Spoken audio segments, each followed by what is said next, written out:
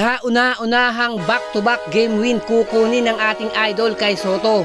Kumusta po mga solid? Tatangkain kunin ng ating idol kay Soto yung kauna-unahan niyang back-to-back game win sa kasaysayan niya sa bilig ng Japan, na hindi niya nga nalasap to noong naglalaro pa siya sa Hiroshima Dragonflies, ni hindi rin nangyari to nung nasa Yokohama B Corsairs pa siya.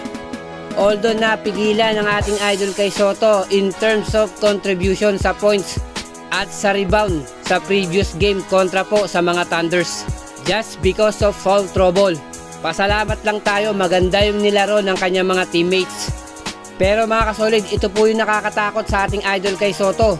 Kapag ito hindi nakalaro na maganda sa nakaraang laban nito, panigurado to sa kanyang pagbabalik, maghahalimaw to.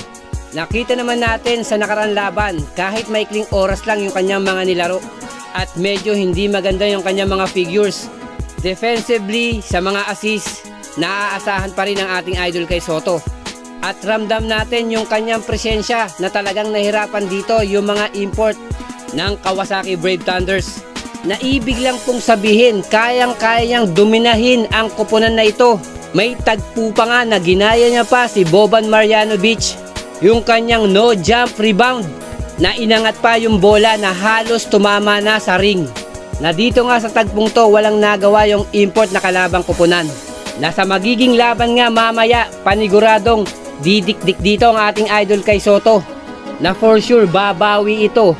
Na ngayon pa ramdam niya yung ganda ng nilalaro ng buong koponan, na medyo meron ng chemistry at familiarity. At namumuo na po yung leadership ng ating idol kay Soto, na mas maganda yung kanilang nilalaro pag nasa loob ng court ang ating idol. At lalong lalo na po kapag sa kanya po nag-uumpisa yung mga plays ng kanyang mga teammates inside the court.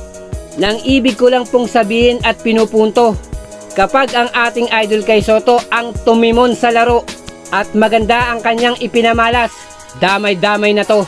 Paniguradong may laban para kunin ang panalo. Maraming salamat po and God bless.